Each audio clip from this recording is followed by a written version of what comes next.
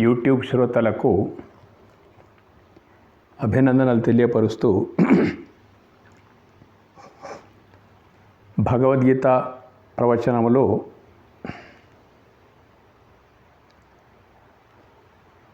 ధారావాహిక ఈరోజు భగవద్గీత 6వ అధ్యాయం ఆత్మ సంయమ యోగంలో 20వ శ్లోకం నుండి ప్రారంభిద్దాం. 20 నుంచి 23 వరకు ఇవి మనిషి యొక్క జ్ఞాన స్థితి ఎట్లా ఉంటుంది, ధ్యానం ద్వారా సాక్షాత్కారం పొందినటువంటి మానసిక స్థితి ఎట్లుంటుంది. నిన్న మనం చెప్పుకున్నాం, మనసు జ్ఞానమైన అది మనసు వరకే, అజ్ఞానం ఉండేది కూడా మనసులోనే. ఎందుకంటే ఈ ప్రపంచాన్ని మనము చూస్తున్నది ఏదైతే ఉందో, ఏ దృష్టితోని ప్రపంచాన్ని మనం చూస్తూ ఉంటామో ఆ పరిణామమే మనసు మీద ఉంటుంది అన్నట్టు. సాధారణంగా మనము పొందిన ఏ వస్తువైనా కానీ ఆ పొందబడినటువంటి వస్తువు యొక్క స్థిరత్వం మీద, ఆ వస్తువు యొక్క స్థిరత్వం మీద మనసు యొక్క స్థిరత్వం ఆధారపడి ఉంటుంది అన్నట్టు. ప్రాపంచికంగా చూసుకున్నప్పటికైనా కానీ ఎట్లా అంటే, ఒక చిన్న ఉదాహరణ, అంచనాలు ముందున్నటువంటి తాను పొందబడినటువంటి వస్తువులు ఏవైతే ఉన్నాయో కదా, దాని ప్రకారంగానే మనస్థితి ఎట్లా ఉంటుందంటే, ఉదాహరణకి మన అత్యవసర వస్తువులు ఏవైతే ఉంటాయో ప్రతిరోజు మనకు ఫస్ట్ పాలు అవసరం ఉంటాయి. పాలు అవసరం ఉన్నప్పుడు పాల యొక్క అస్థిరత్వం మనకు తెలుసు. ఇవి మనం కొనుక్కొని పెట్టుకున్నామంటే ఒకరోజు ఫ్రిడ్జ్లో పెడితే 2 రోజులు అంతే.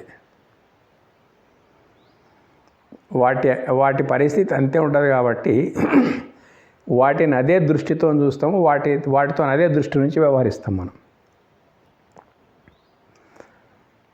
ఆ తర్వాత కూరగాయలు అనుకోండి,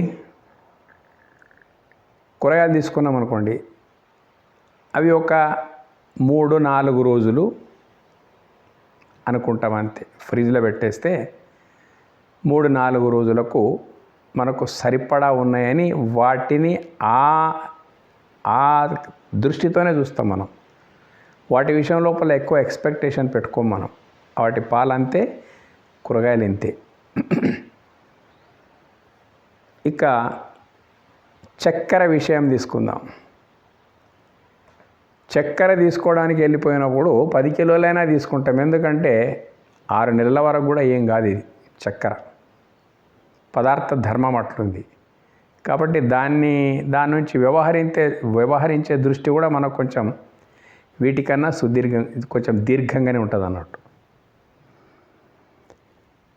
ఈ రకంగా ధాన్యాల వరకు వచ్చేస్తే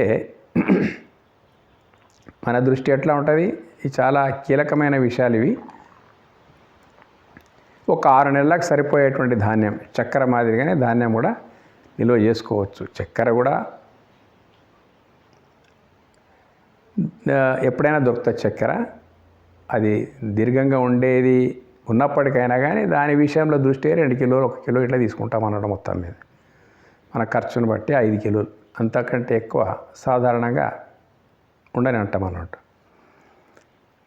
అదే పప్పుల వరకు వచ్చేవరకే మన సామర్థ్యం ఉంటే సంవత్సరం వరకు కూడా దీన్ని తీసుకోవచ్చు. సంవత్సరం వరకు ఉండేంత కూడా మనం కొనుక్కోవచ్చు.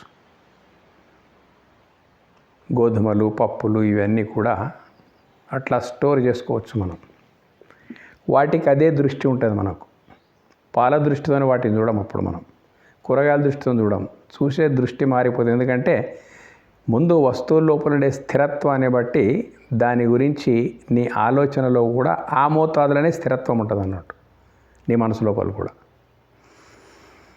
ఆ తర్వాత బట్టల వరకు వెళ్ళిపోయినాయి. ఇవన్నీ ప్రతినిత్యం అవసరాలు అన్నట్టు. బట్టల వరకు వెళ్ళిపోయినాం. బట్టల వరకు వెళ్ళిపోతే బట్టలు 2 సంవత్సరాలు కూడా ఒక్కొక్క డ్రెస్ ఉండడానికి అవకాశం ఉంది, వాటి యొక్క విలువను బట్టి. అట్లాగే ఒక మంచి 4 డ్రెస్సులు కొన్నామంటే 4 సంవత్సరాలు ఇంకా మనకు కొనవలసిన అవసరం లేదు అనే దృష్టి ఉంటుంది అన్నట్టు. అంటే ఆ నాణ్యతను బట్టి అట్లా ఉంటుంది అన్నట్టు మొత్తాన్ని. వాటి విషయంలో మన దృష్టి అట్లాగే ఉంది, వాటి గురించిన వ్యవహారం అట్లాగే ఉంటుంది మనకు. ఆ తర్వాత బంగారం విషయానికి వస్తాం. బంగారము 1-2 సంవత్సరాలు కాగా తరాలకు సంబంధించిన ఒక వస్తువు అది. బంగారం అనేటువంటిది తరాలకు సంబంధించినటువంటి వస్తువు. ఈరోజు నేను కొని పెట్టిన అంటే అది ముందు మా పిల్లలకు కూడా పనికొస్తుంది, ఇంకా వాళ్ళ పిల్లలకు కూడా పనికొస్తుంది. కాబట్టి మన సామర్థ్యాన్ని బట్టి కొనే ముందు దాని యొక్క స్థిరత్వం ఎంత ఉందో అంతగా ఆలోచిస్తాం అన్నట్టు మనం మొత్తం. దాని నుంచి అంతే ప్రేమ, అంతే మనసు లోపల దృఢత్వం. ధాన్యం ఒకసారి కొనుక్కుంటే 6 నెలలు 1 సంవత్సరం అయిపోయింది, ఇంకా వాటి దగ్గర చిత్తం లేదన్నట్టు. అదే రకంగా బట్టలు అయిపోయినాయి. బంగారం విషయానికి వచ్చేస్తే ఆ దానికి లిమిట్ లేదు. నువ్వు అమ్ముకుంటే పోతా తప్ప ఉంచుకుంటే తరాలకు పనికి వచ్చేస్తుంది అన్నట్టు. ఆ దృక్పథం నుంచే బంగారం నుంచి వ్యవహరిస్తాం మనం. ఆ తర్వాత భూమి అంటే ఆస్తి దగ్గరికి వస్తాం. భూమి అది ప్లాట్ కానీ లేదా వ్యవసాయ భూమి కానీ అక్కడికి వస్తాం. అక్కడికి వచ్చేసే వరకే దాన్ని ఎవరు దొంగలించే ప్రసక్తే లేదు. మనం అమ్ముకుంటే తప్ప అది మన నుంచి దూరం కాదు. దాన్ని ఎవ్వరు కాపలా చేసే అవసరం లేదు. దానికి కాలం గడిచిన కొద్దీ పెరిగే విలువ అన్నిటికంటే ఎక్కువ, బంగారం కంటే కూడా ఎక్కువే భూమికి. బంగారం స్లోగా పెరుగుతూ ఉంటుంది మెల్లమెల్లగా, కానీ ఆ వేగమును చూస్తుంటే భూమి శాశ్వతత్వము అంతే ఉంది, ప్రయోజనకరం అంతే ఉంది, లాభాపేక్ష కూడా అంతే ఉంది భూమిలో. అంటే లాభాలు పెరుగుతూ ఉంటాయి ఎక్కువ మట్టుకు. కాబట్టి భూమిని కొన్న తర్వాత ఆ స్థిరత్వము అది ఇంకేమి భూమి ఉంది, ప్రతిసారి పంట వస్తుంటుంది, అది మన నిడిచిపోదు, అనువంశీయంగా వస్తూ ఉంటుంది అది మొత్తం మీద. నా తర్వాత నా పిల్లలకు అనే ఒక దృక్పథం ఉంటుంది మనిషికి. కాబట్టి ఆ ధైర్యము, ఆ ధీమా క్రమేణ అన్ని అవసరాలే. కానీ భూమి అంతిమంగా భూమి దగ్గరకు వచ్చేవరకే అది కొనుక్కున్న తర్వాత మన ధైర్యము, మన యొక్క సంతోషము ఒక రకంగా ఉంటుంది అన్నట్టు. ఎందుకంటే దాని యొక్క శాశ్వతత్వం అట్లా ఉంది, బంగారం యొక్క శాశ్వతత్వం అట్లా ఉంది. కానీ బంగారం వెనక దొంగల వ్యవహారం, దొంగల బాధ ఉంటుంది, ఇంకా రకరకాల బాధలు ఉంటాయి అన్నట్టు మొత్తం మీద. కానీ భూమి దగ్గరకు వచ్చేవరకే ఇంకా అయిపోయింది. భూమి మీన్స్ అంతే ఆనందం. ఎప్పుడూ మన ధ్యానం లోపల ఉంటుంది, నేను భూస్వామిని, నాకు ఇంత బంగారం ఉన్నది, నాకు ఇంత డబ్బు ఉన్నది. ఇటువంటి భావన అనేటువంటిది మనసు లోపల ఆ ముందు మనం పొందిన పదార్థం యొక్క అస్థిరత్వము, స్థిరత్వమును పట్టి దానికి సంబంధించిన ఒక అనుభూతి మన లోపల ఉంటుంది, అనుభావం, దాని యొక్క అనుభూతి మన లోపల ఉంటుంది. ఇంతవరకు దృష్టాంతం చెప్పుకొని వచ్చేసినాం. ఇప్పుడు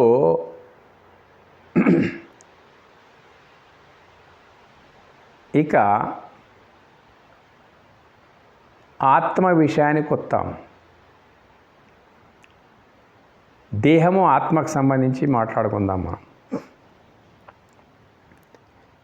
దేహం యొక్క అస్థిరత్వం, దేహం అంటే అస్థిరమైనటువంటిది, ఇది అందరికీ తెలుసు. పుట్టిన ప్రతి ఒక్కడు చనిపోతూ ఉన్నాడు. ఎన్నో దీనికి అవలక్షణాలు ఉన్నాయి. జన్మ, మృత్యు, జర, వ్యాధి, దుఃఖ, దోష, ఈ 6 అవలక్షణాలు దేహానికి ఉన్నాయి. కాబట్టి ఈ అవలక్షణాలు దేహమే నేను అనుకున్నప్పుడు ఈ 6 అనుభవించవలసిందే మనిషి. ఈ యొక్క జన్మ, పుట్టడము, మృత్యు, చావడం, జర అంటే క్షీణించడము, రోజు రోజు క్షీణిస్తూ ఉంటాయి శరీరం. వ్యాధి అంటే మానసిక శారీరక వ్యాధులు, రోగాలు వస్తూ ఉంటాయి. దుఃఖ, రకరకాల సమస్యల నుంచి మన యొక్క జ్ఞానం యొక్క పరిస్థితిని బట్టి దుఃఖాలు మన మీద పడతా ఉంటాయి. వచ్చి జన్మ, దుఃఖ, జర, వ్యాధి, జన్మ, దుఃఖ, జర, వ్యాధి, జన్మ, మృత్యు, జర, వ్యాధి, దుఃఖ వస్తూ ఉంటాయి అన్నాడు. దోష, ఎన్నెన్నో రకాల పొరపాట్లు జరుగుతూ ఉంటాయి. కాబట్టి ఈ దేహంకుండే అవలక్షణాలను బట్టే మనిషి యొక్క అనుభూతి ఉంటుంది దేహం గురించి. దేహము నేను అనుకున్నప్పుడు ఇవన్నీ వస్తూ ఉంటాయి, వీటి అనుభూతి వానికి జరుగుతూ ఉంటుంది అన్నట్టు. అయితే దేహము నేను అనడానికి ఏ చైతన్యం నీ లోపల కారణమున్నదో ఆత్మ చైతన్యం. విచారణ చేస్తూ చేస్తూ చేస్తూ పోతే మనిషికి శాశ్వతమైనటువంటిది, దేహానికి విలక్షణమైనటువంటిది, శాశ్వతం తర్వాత మాట్లాడదాం, దేహానికి అతీతమైనటువంటిది, దేహానికి విలక్షణమైనటువంటిది ఏదో ఒకటి ఉంది అనేటువంటిది ప్రతి మనిషికి ఒక ప్రశ్న వస్తూ ఉంటుంది. ఎప్పుడు రాకున్నా మరణ వార్తలు విన్నప్పుడు ఆ సందర్భం లోపల అక్కడికి మనం పోయినప్పుడు, అరే దేహమును శాసించేది, దేహమును ప్రకాశింపజేసేది ఏదో ఒకటి ఉంది. అది లేనప్పుడు దేహము లేనట్టే అయిపోయింది, దహనమో ఖననంకో సిద్ధమైపోయింది. అంటే ఇంతవరకు మనము ఎవరిని ఉన్నాడు అని అనుకున్నామో, ఎవరిని ఉన్నారు అని అనుకున్నామో మనము, అదే ఇప్పుడు లేడు అనుకుంటున్నాం. ఇంతవరకు ఎవరు ఉన్నారని మనం అనుకున్నామో ఇప్పుడు అతడు లేడు అంటున్నాం అన్నట్టు. దేహం అక్కడే ఉంది. ఈ టైం లోపల కొంచెం ఆలోచిస్తే దేహము నేను అనుకొని మనం మాట్లాడుతున్నటువంటి మాట ఎదుటివారి దేహత్యాగమైనప్పుడు అక్కడ పోయిన తర్వాత దేహము నేను అనేటువంటి భావన అక్కడ లేదు. ఏముంది అక్కడ భావన? దేహంది అస్తిత్వమే లేదు, దేహం ఒక అర్థమే లేదని అక్కడ నిరూపణ అయిపోతున్నాం మనకు. ఎందుకంటే ఖననము దహనము తొందరగానే బంధువులు వచ్చేసిన మొత్తం మీద అని చెప్పేసి, అదే రోగగ్రస్తుడై హాస్పిటల్ లోపల ఉంటే ట్రీట్మెంట్ కొరకు బాగైతుండొచ్చు, నయమైతుండొచ్చు అనేటువంటి భావన లోపల ఉంటాం. కానీ ఎప్పుడైతే దేహమును ప్రకాశింపజేసేటువంటి ప్రకాశము దేహము లోపల నుంచి అంతర్ధానం అయిపోయిందనుకో, దేహం నేను కానని అనుకోమంటే చాలా బరువైపోతుంది మనిషికి. దేహం నేను ఎట్లాగాను, దేహం లోపలనే ఉన్నా కదా, దేహం నేను ఎట్లాగాను అనే క్వశ్చన్ వస్తుంది అన్నాడు. కానీ అదే ఆ రకంగా అనుకోవడానికి సిద్ధం లేనటువంటి మనిషి సన్నిహితుల మరణ వార్త విని అక్కడికి పోయినప్పుడు దేహము వాస్తవంగా మనం అనుకునే దేహం అనేటువంటిది ఏమి కాదు, ఏదో దేహం లోపల ఉండేటువంటి ఒక చైతన్యం ఉన్నది తప్ప ఈ దేహం ఏమీ కాదు. అందుకే దీన్ని ఖననము దహనము చేస్తున్నాం. అక్కడ మనిషి పట్టుకోవాలి తత్వాన్ని. ఇప్పుడు ఎక్కడికి వచ్చినాం మనము? భూమిని మించినటువంటి శాశ్వతత్వం. భూమి ప్రళయకాలం లోపల పోతుంది, ఆత్మ మాత్రం పోదు. నజాయతే మ్రియతే వా కదాచిన్ 2వ అధ్యాయం లోపల వచ్చేసినాయి. అది పుట్టలేదు కాబట్టి గిట్టే ప్రసక్తే లేదు. దాని యొక్క స్వరూప స్వభావం మొత్తం భగవద్గీత నిండా ఉందన్నట్టు. అది ఆత్మ. దేహాన్ని త్యజించినటువంటి ఏదో ఒక చైతన్యం దానికి ఆత్మ అన్నారు మన పెద్దలు. ఆ ఆత్మ పరమాత్మ. ఆత్మ అంటే మరేదో కాదు, ఆ పరమాత్మయే దేహము ద్వారా వ్యక్తమవుతున్నందుకు ఆత్మ అనేటువంటి ఒక పదం తీసుకున్నాం. అంతే తప్ప ఆత్మ పరమాత్మ లోపల భేదమే లేదు. మన లోపల నుంచి వ్యక్తమవుతుంది కాబట్టి ఆత్మ అన్నాం. మన అస్తిత్వం అదే కాబట్టి ఆత్మ అన్నాం అన్నట్టు. జీవుడు ఏమైనా అన్నాడు మొత్తం మీద. ఈ రకంగా ఎక్కడికి వెళ్ళిపోయినాం ఇప్పటివరకు? ఆలోచిస్తూ పోయిన తర్వాత భూమి కన్నా, ఈ సృష్టి కన్నా, ఈ అన్నిటినీ శాసించేటువంటి పరమాత్మ వస్తువు ఏదైతే ఉందో అదే కదా దేహరూపం లోపల వ్యక్తమవుతుంది. చాలాసార్లు చెప్పినప్పుడు సందర్భం వచ్చినప్పుడు మళ్ళీ చెప్తా ఉన్నాం. విద్యుత్ తీగల్లో ప్రవహిస్తున్నటువంటి విద్యుత్తు, పోల్ బై పోల్ ప్రవహిస్తున్నటువంటి తీగలు ఏవైతే ఉన్నాయో కదా, అందులో ప్రవహిస్తున్నటువంటి విద్యుత్తుకు అసలు అక్కడ ఆడియో లేదు, అంటే ఒక దృశ్యం లేదు, ఒక శబ్దము లేదు, అక్కడ ఒక ప్రకాశము లేదు, ఆట లేదు, పాట లేదు, ఏమీ లేదు అక్కడ. కానీ ఆ విద్యుత్తే బల్బులో వచ్చినప్పుడు అది ప్రకాశంగా అయిపోతుంది అన్నట్టు. ఆ విద్యుత్ లేకపోతే బల్బు ఎంత విలువైందన్నా కానీ అదేం అక్కడ ప్రకాశం ఉండదు అన్నట్టు. ఇట్లా విద్యుత్తును వినియోగించుకోవడం కొరకు ఎన్ని పరికరాలు మనం పెట్టినాము, ఫ్యాన్, టీవీ వగైరా వగైరా ఎన్ని ఉండాలన్న అవన్నీ మొత్తం అన్నిటిని ప్రకాశింపజేస్తున్నది విద్యుత్తే.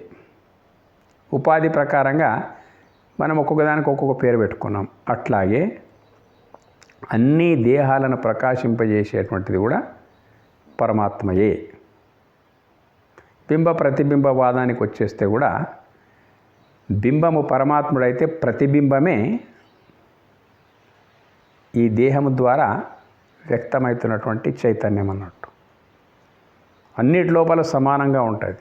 భూమండలం నిండా, భారతదేశం నిండా మొత్తము కోట్లాది కుండలు మనము నిలువోసి పెట్టినాం అనుకోండి. ఆ కుండలు నిలువోసి పెట్టి మిట్ట మధ్యాహ్నం వేళ సూర్యుని యొక్క బింబం ప్రతి కుండ లోపల కూడా ఆ ప్రతిబింబం కనిపిస్తున్నాడు. సూర్యబింబం యొక్క ప్రతిబింబం దాని లోపల కనిపిస్తూ ఉంటుంది. ఇప్పుడు సూర్యుడు లేకపోతే ప్రతిబింబము లేదు. ప్రతిబింబం ఉందంటే బింబం ఉంటేనే ప్రతిబింబం ఉన్నది. అట్లాగే పరమాత్మ అన్ని దేహాల లోపల, దేహాలు కుండ అయితే జలమే మనసు. ఆ జలము నిశ్చలంగా ఉంటే బింబం కదలదు. జలము గనక కదిలితే బింబం, ప్రతిబింబం ఏదైతే ఉందో స్పష్టత ఉండదు దాని లోపల. ఉండదంటే ఏమైంది? చాలా ఆలోచిస్తే ఏమైంది? ఆ బింబం ఏమైపోయింది? అది ఉన్న దగ్గర ఉన్నది బింబం. ఇక్కడ నీరు కదులుతూ ఉన్నాయి కాబట్టి ఆ ప్రతిబింబం స్పష్టంగా కనిపించడం లేదు. బాగా కదిలితే అసలు చూడలేం మనం. అట్లాగే దేహము అనేటువంటిది కుండ అనుకోండి, నీరు అనేటువంటిది మనసు అనుకోండి, ఇక ఆత్మ అనేటువంటిది సూర్యబింబం అనుకోండి. మరి ఉన్నప్పటికైనా కదలిక ఉంటే ఉండి లేనట్టే కదా. అట్లాగే నిన్ను ప్రకాశింపజేస్తున్నది ఆత్మయే అయినప్పటికైనా మనసు యొక్క చంచలత్వము కారణంగా దాని అనుభూతి మనకు లేదు. దాని అనుభూతి కలగాలంటే నీళ్లు కదలకుండా ఉంచితేనే ప్రతిబింబం కనిపిస్తూ ఉంటుంది. మనసు కదలకుండా ఉంచితేనే పరమాత్మ అనుభూతి కలుగుతుంది. మనసు కదలకుండా ఉంటేనే పరమాత్మని యొక్క అనుభూతి కలగడానికి అవకాశం ఉన్నది. కలగలేదు అంటే ఏమీ కాలేదు, పరమాత్మకి ఏం కాలేదు, ఆత్మకి ఏం కాలేదు. నీ మనసు యొక్క చపలత్వం దానికి కారణం ఉంటుంది అన్నట్టు.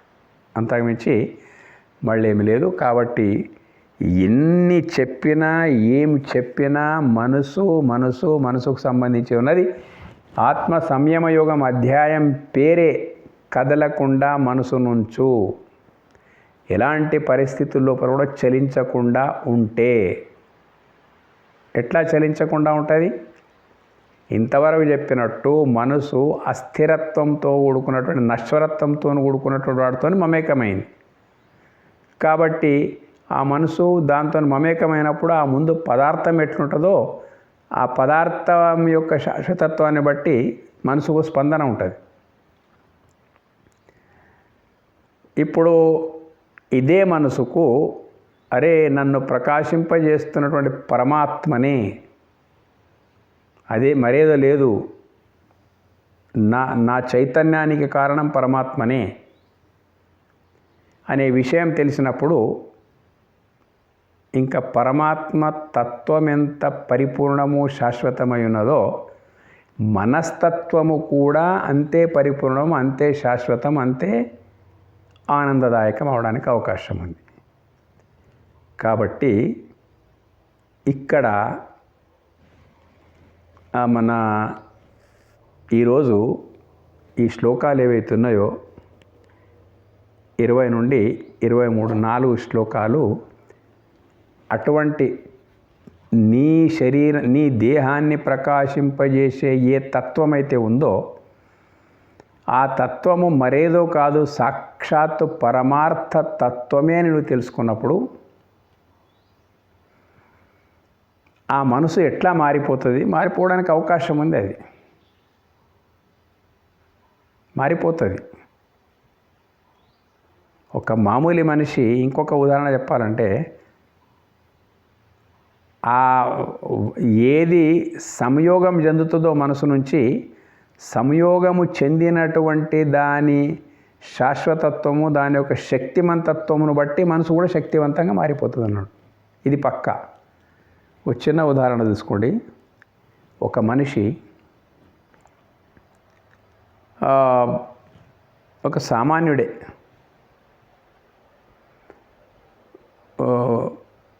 పూట గడవాలంటే కూడా పనికి పోతే పూట గడుస్తుంది, లేకపోతే లేదు.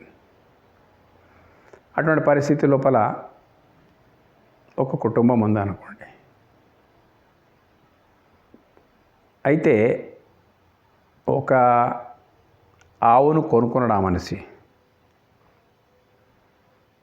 ఏదో గేదెల పాలు అమ్ముకొనైనా కానీ, వాటి సంతానాన్ని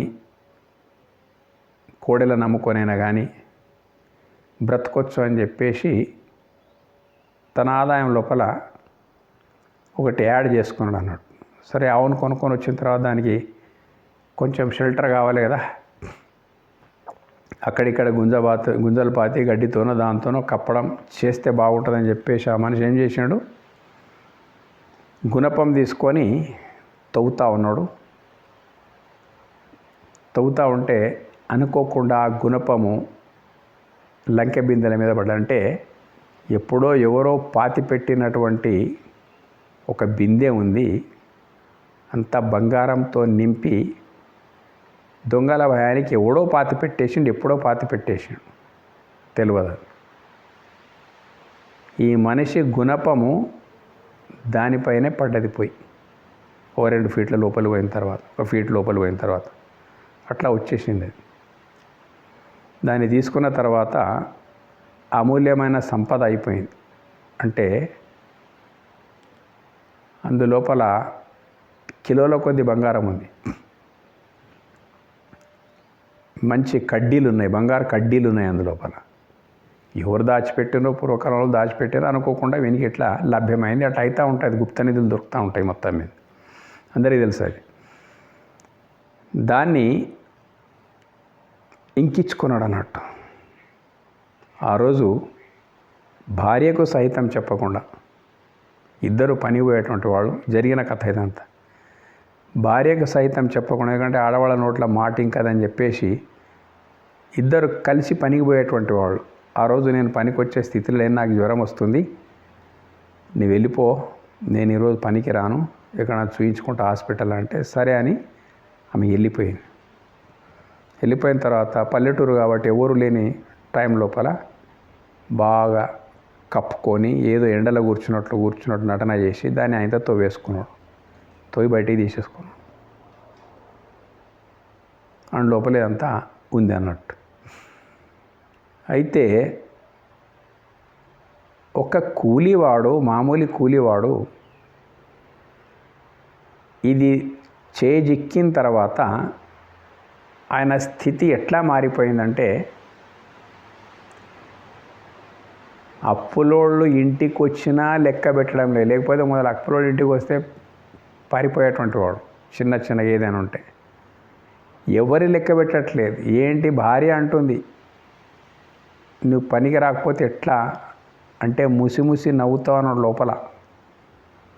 ఇది ఒక గుప్త నిధికి యజమాని అయిపోయాడు కాబట్టి వస్తా మరి వాడు అప్పులని ఎట్లా తెంపుతా, వాళ్ళందరూ తిడుతుంటే కూడా పట్టించుకోకపోవడం, అంతకుముందు ఎవరైనా ఏమనంటే చాలా పట్టించుకునేటువంటి వాడు.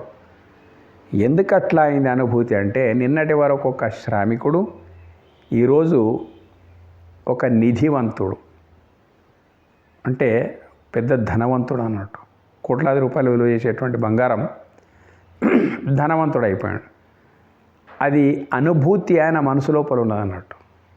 జనం అనుకుంటున్నట్టు నేను ఒక మామూలు లేబర్ను కాను. ఇప్పుడు కిరాణా కొట్టు వాళ్ళు వచ్చి డబ్బులు ఇస్తావా లేదని కూర్చున్నారు అన్నట్టు.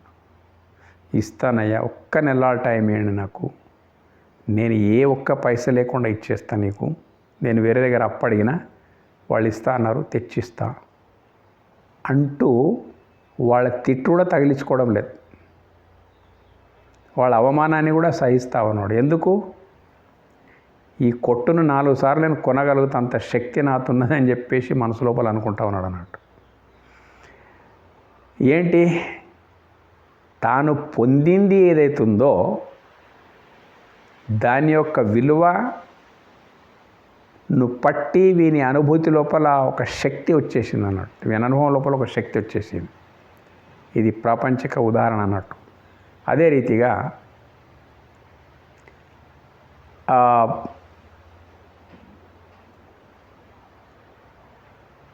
అతడు దేనికి ఏ దానికి కూడా భయపడట్లేదు అన్నాడు మొత్తం మీద. లోపల బయట మాత్రం అందరి మాదిరిగానే ఉంటా ఉన్నాడు. కారణం ఏంటిదంటే, పొందబడినటువంటి దాని యొక్క విలువను బట్టి వీని అనుభూతి మారిపోయింది, వీని ఆనందం మారిపోయింది, వీని సంతోషం మారిపోయింది, అన్నీ మారిపోయినాయి అన్నట్టు. అవునా, అవుతుంది ఇట్లాగే. అదే రీతిగా ఎవరికైనా కానీ నేనెవరు అనేటువంటి ప్రశ్న మాత్రం వస్తుంది, వేరే ఏ ప్రాణులకు రాదు. మనసు ఆ ప్రశ్నకు కారణం అన్నట్టు. మనసు లేని ప్రాణులకు ఈ నేనెవరు అనే ప్రశ్న రాదన్నట్టు. నేనెవరు, నేను చావడం ఏంటిది, పుట్టడం ఏంటిది, ప్రపంచమంతా ఏంటిది, దేవుడు ఎక్కడ, ఏంటి వ్యవహారం అంతా, ఇలాంటి ప్రశ్నలు మనసుకు సంబంధించినటువంటి మనసున్న మనిషికే వస్తాయి. ఏ ప్రాణులకు కూడా ఈ ప్రశ్నలు రావు. వాటికి ఉండేదంతా సామాన్యంగా వాటికి ఏమీ ఉండదు. ఆహారం, నిద్ర, భయము, మైథునవి కామన్గా ఉంటాయి వాటికి. కానీ ఇలాంటి స్పందన శక్తి మనసుకున్నది. ఎందుకంటే మనసు లోపల ఆలోచించే శక్తి ఉన్నది కాబట్టి. ఆ మనసే ఎన్నో రకాల ఆగమాగం చేస్తూ ఉంటుంది మనిషికి. ఎందుకంటే దాని ప్రశ్నకు సరైన సమాధానం లేదు. నేనెవరు అనేటువంటి ప్రశ్న సంకల్పం మీద వస్తుంది కదా, దానికి సరైన సమాధానం దొరికేంత వరకు అది సంతోషం కొరకు ఏదో నశ్వరమైన క్షణకాలం ఉండేటువంటి అస్థిరం కానటువంటి వాటి వెనుకనే పరుగులు తీస్తూ ఉంటాడు అన్నట్టు. ఎప్పుడైతే వాడికి అసలు విషయం తెలిసిందో, ఆ బంగారు గుప్తనిధి చేతికి తగిలినటువంటి వాని యొక్క అనుభూతి ఎట్లా మార్పు అయితే వచ్చేస్తుందో, అట్లాగే వీనికి తాను ఉన్నటువంటిది ఆత్మ సత్ చిత్ నిత్య మంగళ సత్ చిత్ ఆనందంతో కూడుకున్నది కాబట్టి నేను ఆత్మని, నాకు కూడా ఆ సూత్రాలు వర్తిస్తాయి. నిత్య మంగళ సత్ చిత్ ఆనందం అనేటువంటిది అవుతున్నది కదా, నిత్యమైనటువంటిది, సదా మంగళకరమైనటువంటిది, సత్యమైనటువంటిది, ఎప్పుడు మార్పు చెందినటువంటిది సత్ చిత్ ఆనందం. అక్కడ మిగిలేది శాశ్వతము నిత్యమైనప్పుడు అక్కడ మిగిలేది ఆనందమే ఉంటుంది కాబట్టి శాశ్వత ఆనందం ఆత్మ నేను అనుకున్నప్పుడు దానికి సంబంధించిన అన్నీ వస్తాయి. ఇప్పటివరకు ఏముండే అవి దేహం నేను అనుకుంటున్నప్పుడు జన్మ మృత్యు జరా వ్యాధి దుఃఖ దోషాలు ఇది తొలగి నేనంటే ఆత్మనే దేహం నాది అనుకున్నప్పుడు నిత్య మంగళ సత్ చిత్ ఆనందం వచ్చేస్తాయి. ఇవన్నీ ఆటోమేటిక్ వస్తాయి. ఇవి మొత్తము వీడియోల లోపల కానీ ప్రవచనం లోపల కానీ చెప్తే అర్థమయ్యేది కాదు. చాలాసార్లు ఇది చెప్తాం మేము. మొత్తం మీద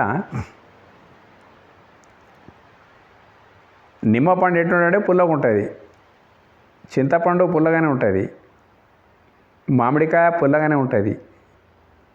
పుల్లగానే ఒక పదం లోపల చెప్తా ఉన్నాం, కానీ ఏ పులుపు ఎలా ఉంటుంది అనేటువంటిది అది భాషకందని విషయం అన్నట్టు. భాషతో చెప్పలేము, చెప్తే ఎదుటివానికి అర్థము కాదు. ఆత్మానుభూతి విషయం కూడా అటువంటిదే. ఇటువంటి ప్రవచనాలు విని సరిపెట్టుకుంటే కాదు.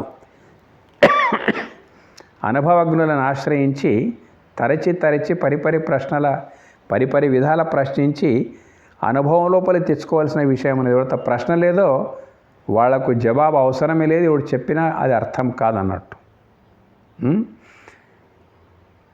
అదే రకంగా ఒక పదార్థము యొక్క రుచిని ఒక మోతాదులోనే వర్ణించగలుగుతాం తప్ప అనుభవం లోపలికి తీసుకురాలేము. అనుభవం లోపలి తెచ్చుకోవాలంటే అతడు శ్రమించాలి. నేను తింటున్నది అతడు కూడా తిని చూడాలన్నట్టు. అప్పుడే అది అనుభవం లోపల రావడానికి అవకాశం ఉంది. అట్లా అనుభవం లోపల తెచ్చుకోవాలంటే పరిపరి విధాల ప్రశ్నించాలి. ఇది అసాధారణమైన విషయం. శ్రీరాముడు అంతటి వాడు వశిష్ఠుల వారి ద్వారా చాలా ప్రశ్నించి పరిపరి విధాల ప్రశ్నించి బోధనొందిండు యోగ వాసిష్టం అనేటువంటి దాని లోపల. అదేవిధంగా దాని యొక్క సమగ్ర సారాంశమే శ్రీరాముడు హనుమంతుని కూడా చెప్పిండు. ఆ ప్రశ్నలను బట్టి ఆ భావం అర్థమైపోతుంది. వాడికి దాని అవసరమే లేనప్పుడు నువ్వు ఎంత చెప్పినా లాభం లేదు. కాబట్టి అనుభవం అనేది చాలా ముఖ్యం. తేనె తీయగా నుండును, మామిడి పండు తీయగా నుండును, సపోటా తీయగా నుండును, సీతాఫలం తీయగా నుండును. అవునబ్బా, తీయగానేది ఒకటే వర్ణం ఉన్నది మన దగ్గర. అది అంతే అనగలుగుతాం. అది ఏ రకమైన తీయదనం, ప్రతిదాని తీయదనం ఒక వేరు విధంగానే ఉంటుంది అన్నట్టు. దాని అనుభవం మనకు కావాలంటే అది ఎట్లయితే ముందు వాడు తీయగునని వర్ణించి తింటున్న వస్తువును మనం కూడా తిన్నప్పుడే మనకు అనుభవం కలగడానికి అవకాశం ఉందన్నట్టు. అట్లాగే తత్వవేత్తల యొక్క సహచర్యం లోపల బాగా ఉండి పరిపరి విధాల ప్రశ్నించి వినయ విధేయతలతో ప్రవర్తించినప్పుడు అది నీకు అర్థమవుతుంది అనే భావం ముంగటోళ్ళకి కలిగినప్పుడే అది నీకు అర్థం కావడానికి అవకాశం ఉంది. వాళ్ళు అర్థం చేయించడానికి అవకాశం ఉంది. అనుభూతిలో రావడానికి అవకాశం ఉంది. అందుకే ఇది ఆత్మానుభూతి అనేటువంటిది అద్వైత అపరోక్ష అనుభూతి అంటాం. అద్వైత ద్వితీయానికి అవకాశమే లేదు. ఒకటి ఉన్నది, రెండవ దానికి అవకాశం లేకుండా ఒకటే ఉన్నది అద్వైత. ఎట్లున్నది? అది ప్రత్యక్షమై ఉన్నది. చూస్తున్న నీలో దివ్యమే, కనిపిస్తున్న విశ్వమంతటా దివ్యమే, ప్రత్యక్షమైనది. అద్వైత అపరోక్ష అంటే ప్రత్యక్షమని అర్థం అన్నాడు. అపరోక్ష అంటే దాపరికం లేదు దానికి. ప్రతి దాంట్లో దివ్యత్వం ఉంది. ఎక్కడ దివ్యత్వం ఉందో దైవం యొక్క నిరాకార దైవం యొక్క సాకార రూపమే దివ్యత్వం. ఎక్కడ పడితే అక్కడ చూసుకో, నక్షత్ర మండలాల వరకు చూసుకో, నఖశిఖ పర్యంతం నీ లోపల చూసుకో, పరమాణువు నుండి బ్రహ్మాండం వరకు ప్రపంచం లోపల చూసుకో, ప్రతీదీ దివ్యమే. దైవం ఉన్నదంటే దివ్యం. దివ్యత్వానికి దేవునికి ఏమిటి సంబంధం అంటే జ్యోతికి ప్రకాశానికి ఉన్న సంబంధము, దివ్యత్వానికి దేవునికి ఉండే సంబంధము, తేనెకు తీయదనానికి ఉండే సంబంధము, ఈ రకంగా విడదీయరాని సంబంధం ఉన్నది అన్నట్టు. పదార్థానికి రుచికి ఉండేటువంటి సంబంధము దేవునికి దివ్యత్వానికి ఉన్నది. నిరాకార పరమాత్ముని యొక్క సాకార రూపం ఏదైతే ఉందో అది దివ్యత్వం అన్నట్టు. దేవ దివ్య. ఇటువంటి దృష్టి నీకు వచ్చిందంటే ఇంకా దివ్యమైందంతా దైవమే. మళ్ళీ ఇంకా దేవుడు వేరే కనిపించవలసిన అవసరం లేదు. చూస్తున్న నీ నేత్రాల్లో దివ్యత్వమే ఉంది. నీ ద్వారా గాంచబడుతున్న విశ్వమంతటా దివ్యత్వమే ఉన్నది. ఇంకొక దానికి అవకాశం లేదు, ఇంకొకటి లేనే లేదు. ఇదంతా మనసు యొక్క చంచలత్వం వల్ల ఏమో ఉన్నట్టు, ఏమో పోయినట్టు, ఏమో వచ్చినట్టు, ఎక్కడో ఉన్నట్టు, ఇవన్నీ మనసుకు సంబంధించిన అంశాలు. గాఢంత రూపాయలకి వెళ్ళిపోండి మీరు. ఏ ప్రశ్న లేదు, ఏ జవాబు అవసరం లేదు. ఎందుకంటే ఎక్కడ మనసు ఉందో అక్కడే ప్రశ్న, ఆ ప్రశ్న ఉన్న దగ్గరనే మనకు సమాధానం. సమాధానం ఎంత దూరంగా ఉన్నది మనకంటే సమాధ్యావస్థ వరకు సమాధానం నుంచి మనం వెళ్ళిపోవచ్చు. అంటే ఇంకా ఎలాంటి ప్రశ్నలు ఉదయించడానికి వీలు లేనటువంటి సంపూర్ణమైన సమాధాన స్థితి పేరే సమాధి. అటువంటి సమాధిస్థుడు మనస్థితి ఎట్టుంటుందో ఇక్కడ యత్రోపరమతే చిత్తం నిరుద్ధం యోగసేవయ యత్ర చైవాత్మనాత్మానం పశ్యన్నాత్మ నితుష్యతి సుఖమాత్యంతికం యత్తద్ బుద్ధిగ్రాహ్యం అతీంద్రియం వేత్తి యత్ర నచైవాయం స్థితశ్చలతి తత్వతః యం లబ్ధ్వా చ పరం లాభం మన్యతేనాధికం తతః యస్మిన్ స్థితో న దుఃఖేన గుణాపి విచాల్యతే తం విద్యా దుఃఖ సంయోగ వియోగం యోగ సంజ్ఞితం సనిశ్చయేన యోక్తవ్యో యోగో నిర్విణ్ణచేతసా. ఆ ఆత్మీ స్థితి, అయమాత్మ బ్రహ్మ భావన, తత్వమసి యొక్క అనుభవం ఎట్టుంటుందో ఇక్కడ చెప్తాను. మనకు యోగాభ్యాసము చేత అభ్యాసం చేసి చేసి నేను దేహము కాను, నేను ఆత్మని అనేటువంటి మాట విన్నవు, శ్రవణమైంది, మననము నిధి అయిన తర్వాత ధ్యాస, ఆ ధ్యాస యొక్క వర్ణన ఇదంతా. పరమాత్మ విషయం శ్రవణం అయిపోయింది. అయిపోయిన తర్వాత ధ్యాస వరకు వచ్చినప్పుడే అభ్యాసం ద్వారా అక్కడ నిగ్రహింపబడిన మనస్సు దేహమని గ్రహించి కూర్చున్నది కాదనేటువంటి భావము, దేహానికి అతీతమైనది ఇంకేదో ఉన్నదనేటువంటి భావమే నిగ్రహం. అక్కడ ఏమైపోతున్నది, ఆత్మ నేనన్నప్పుడు ఆత్మ లోపల అశాంతి అనేటువంటి మాటనే ఉండదు. అశాంతి, శాంతి ఇవన్నీ మనసుకు సంబంధించినటువంటి. ఆ మనసే పరమాత్మతో సమరసమైనప్పుడు పరమాత్మలో ఉండే పరమశాంతి మనసుకు కూడా వచ్చేస్తుంది. ఇనుప ముక్కను అయస్కాంతంతో రాపిడి జరుపుతూ ఉంటే ఆ ఇనుప ముక్క కూడా అయస్కాంత లక్షణాలు వచ్చినట్టు మనసు ఆత్మతో సమరసం పొందిందంటే ఆత్మ పరమానందంతో కూడుకున్నది కాబట్టి పరమశాంతి పొందుతాడు అక్కడ. ఎచ్చట మనస్సుచే ఆత్మను సందర్శించుచు, ఇప్పటి వరకు మనసుతోని దేహాన్ని సందర్శించినావు. ఇప్పుడేం చేస్తున్నావు అంటే చాలా ఎగ్జాంపుల్స్ ఇంతకుముందు చెప్పేసినాము. అక్కడ ఆత్మను సందర్శించుచు, ఏది లేకపోతే ఈ దేహమే లేదో అదే కదా వాస్తవమైనటువంటిది అని చెప్పేసి ఆత్మ సందర్శించు యోగి తనయందే ఆనందమును పడవిచ్చుంటున్నాం. అప్పుడు ప్రపంచం లోపల ప్రతి మానవుడు కూడా ఆనందం కొరకు బయట వెతుకులాడుతూ ఉన్నాడు. వాస్తవమైన ఆనందం అనేటువంటిది బయటి ప్రపంచంలో లేదు. ఆనందం కొరకు మళ్ళీ తనయందే ఆనందంను పడవించడం ఉన్నది తన లోపలనే కాబట్టి అట్లా ఆ స్థితిలో ఉన్నవాడై, ఎచ్చటనున్నవాడై యోగి గోచరము కానిదియు బుద్ధిచే గ్రహింపబడదగినదియు అంతము లేనిది ఒక సుఖం. ఇప్పుడు గోచరము కానిది అంటున్నాడు అన్నట్టు. పదార్థం గోచరం అవుతుంది, పదార్థం యొక్క రుచి గోచరం కాదు, అనుభవం లోపల ఉంటుంది అన్నట్టు. బుద్ధిచే గ్రహింపబడదగినది, ముంగటోడు ఒక పదార్థాన్ని ఒక పండును తింటూ ఎన్ని రకాల వర్ణన చేసినా అది చెవుల ద్వారా విని ఊహల్లోపలనే ఉంటుంది. కానీ దాని యొక్క రసాస్వాదన నీకు గ్రహింపు లోపలికి రాదు. అట్లాగే ఈ యొక్క ఆత్మ ఏదైతే ఉంది కదా, అంతము లేనిది యోగు సుఖమును, అనంతమైంది ఆత్మ కాబట్టి దాని సుఖంకు కూడా అంతం ఉండదు అన్నట్టు. అనుభవించుచున్నప్పుడు అనుభవం లోపల వస్తూ ఉంటుంది అన్నట్టు. దేహం నేనన్నప్పుడు అనుభవం వేరే, ఆత్మ నేనన్నప్పుడు అనుభవం వేరే.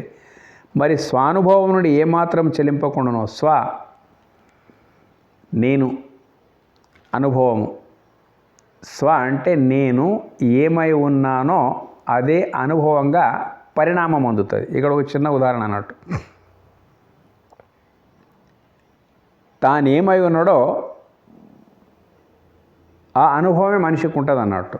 ఉదాహరణకి ఒక నిరుపేద విద్యార్థి చదువు లోపల చాలా చురుకుగా ఉన్నాడు, గ్రూప్ 1 రాసేసాడు. జ్ఞానం ఉన్నప్పుడు ఏదో ఫీజు కట్టి రాసేసుకున్నాడు, గ్రూప్ 1 రాసేసుకున్నాడు. అయినా కానీ ఏదో ఎన్నో రికమెండేషన్స్ అవి అవుతుందో లేదో అని ఏదో పెద్ద ఆశలు పెట్టుకోలే, రాయవలసిన తన ధర్మం ఉంటే రాసేసిండు అన్నట్టు.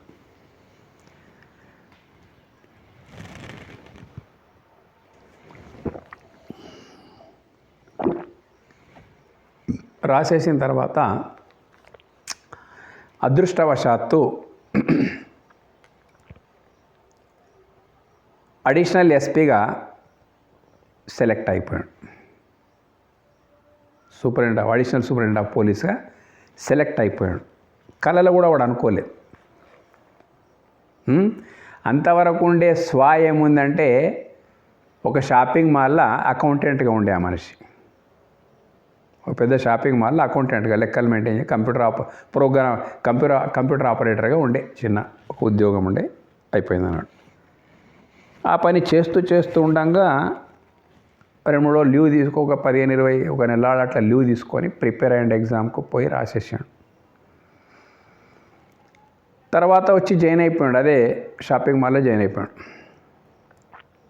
మెసేజ్ వచ్చేసింది, you are selected to additional SP, come and join, go to training అని చెప్పేసి ఆర్డర్ వచ్చేసింది. పోయిండు, పోస్టింగ్ కూడా వచ్చేసింది. కొంతకాలం అయిన తర్వాత అడిషనల్ ఎస్పీగా ఒక జిల్లాకు సెలెక్ట్ అయిపోయాడు అన్నట్టు, ర్యాంకర్ ఐపీఎస్ లోపల. ఇప్పుడు ఆ మెసేజ్ వచ్చినప్పుడే అనుభూతి మారిపోయింది. పోస్టింగ్ వచ్చినప్పుడు, ట్రైనింగ్లో మెసేజ్ వచ్చినప్పుడు ఒక రకంగా అనుభూతి ఉన్నది, ట్రైనింగ్లో పోయినప్పుడు ఒక రకంగా అనుభూతి ఉన్నది, తర్వాత పోస్టింగ్ వచ్చినప్పుడు దాని అనుభూతి ఎట్లా ఉంటుంది? లేచినా కూర్చున్నా మామూలు షాపింగ్ మాల్ అకౌంటెంట్ కంప్యూటర్ ఆపరేటర్గా ఉండదు. అప్పుడు ఏముంటుంది? ఈ జిల్లాను శాసించగలుగుతా, రేపు మాపై ఎస్పీ కాగలుగుతాడు అన్నట్టు. అడిషనల్ ఎస్పీ అంటే ఎస్పీకి ఈక్వల్ అనుకోండి. నేను అనేటువంటి భావం ఎట్లా ఉంటుంది?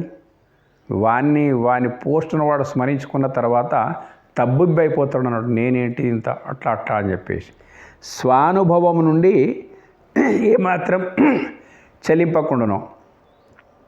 పోస్టింగ్లు వచ్చిన తర్వాత లేచినా, లేక నిద్రపోయినా, లేక బయటికి వచ్చినా, ఎక్కడికి పోయినా ఐయామ్ అడిషనల్ ఎస్పీ, నేను అడిషనల్ సూపరింటెండెంట్ ఆఫ్ పోలీసును అనే అనుభవం వారి నుంచి వేరైపోతుందా? కాదు. స్థితి నుంచి అనుభూతి ఎప్పుడు వేరే కాదు. అట్లా ఆత్మీయ స్థితి లోపల ఉన్నప్పుడు అదే నీకు స్వానుభవంగా మారిపోతుంది. అయమాత్మ బ్రహ్మ అనేటువంటి భావం, అయం ద ఎస్పీ అని వాడేటున్నాడు, అయమాత్మ బ్రహ్మ అనేటువంటి భావము నీకు వచ్చేసిన స్వానుభవం నుండి ఏమాత్రము పక్కకు జరగడు, ఎవడు కూడా జరగడు అన్నట్టు. దేనిని పొందిన పిదప ఇతరము ఏ లాభం అంతకంటే గొప్పదానిగా తలంపకుండాను. ఈ ప్రాపంచిక ఇవన్నీ ఎగ్జాంపుల్స్ మనం ఇచ్చినటువంటి. ఇప్పుడు ఆత్మ పరమాత్మ ఆత్మ రెండు ఏవైతే ఉన్నాయో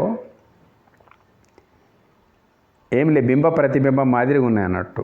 అయితే ఆ అనుభవం నీకు ఎప్పుడైతే వస్తుందో అయమాత్మ బ్రహ్మ అనేటువంటి భావం నీకు వచ్చినప్పుడు ఇక బ్రహ్మము కంటే పెద్దదేమున్నది? ఆ బ్రహ్మమే నేనైన తర్వాత అంతకంటే పెద్దదేమున్నది? ఇంకా కాబట్టి గొప్ప దానిగా తలంపకుండా ఏది లేనే లేదు. దేని అందున్నవాడై మహత్తర దుఃఖములచే కూడా చెలింపకుండునో. దుఃఖము సుఖము రెండు మనసు యొక్క వికారాలు ఇవి. నిర్వికారమైనటువంటి అయమాత్మ బ్రహ్మభావం, అక్కడ ఏ వికారము లేనటువంటి బ్రహ్మతత్వం ఏదైతే ఉందో అదే నా ఆత్మతత్వము అన్న తర్వాత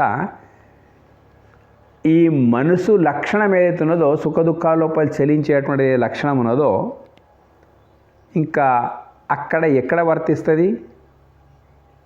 అంతకంటే గొప్పదానిగా తలంపకుండునో. దీని అందున మహత్తర దుఃఖముల చేత కూడా చెలింపకుండునో. మహత్తర దుఃఖాలు అంటే చావే ఆఖరకు. గొప్ప దుఃఖం అంటే తాను చావడం, తన వారు చావడం. అప్పుడు చావడం అంటే ఏంటిదో మనకి తెలిసిన తర్వాత ఇంక అంతకంటే మించిన దుఃఖం ఏముండదు ప్రపంచం లోపల. ఆఖరి దుఃఖం చావుదే ఉంటుంది మనిషికి. చావు అన్నప్పుడు చాలా మహత్తరమైన దుఃఖం అని దాన్ని అంటారు. చెలింపకుండును. వాడు ఎందుకు చెలిస్తాడు? ఎందుకంటే పూర్వజన్మ పునర్జన్మ సిద్ధాంతం ప్రకారం కూడా మంచి ఉత్తమ సాధకుడైనటువంటి వాడు ఉత్తమ జన్మనే పొందుతాడు. ప్రమోషన్ వచ్చినట్లు వస్తుంటుంది అన్నట్టు. వాడు ఎందుకు చెలిస్తాడు?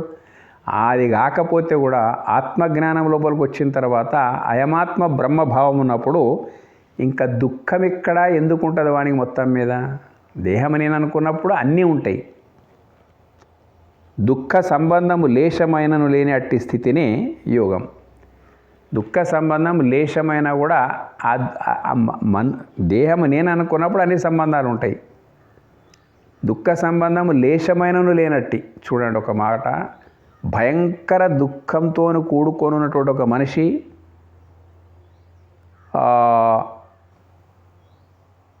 ఆ దుఃఖం ఒక వియోగ దుఃఖం అనుకోండి, చాలా ఘోరమైనటువంటిది.